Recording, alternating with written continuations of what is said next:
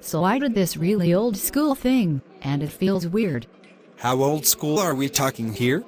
Did you connect to the internet using dial-up? More old school than that. Did you listen to Simon and Garfunkel? Even more old school than that. Besides, they retro cool. This is turning out to be a tough one. Did you ride a penny farthing bike? One of those ones with a huge wheel and a tiny one? Not that old school. So what then? I sent a letter. Like, an actual, hard copy letter. It had a stamp on it and everything. That's crazy. Why did you do that? Well, you know how I am redecorating at home? Yes. You're trying to redo the place in its original 1920s Art Deco style, right? Wow, you do pay attention. Anyway, I was at an antique fair and chatting to this old dude, who mentioned that he had an original mantel clock that would be perfect for my living room. It still works, still has a key for winding it up, and everything.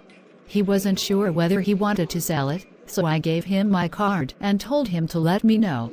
I was expecting an email or something, but then in the post, I get this handwritten note offering to sell the clock to me for $350, and enclosing a valuation from an independent antique dealer. Okay, that really is old school. Why didn't you just call him though? Well, I was going to. But then I read his letter more closely. It said, I would be very happy to know that this clock is going into the possession of a collector who will treasure it as much as I do. If you would be happy to accept my offer to sell the clock to you for $350, then please let me know by return post.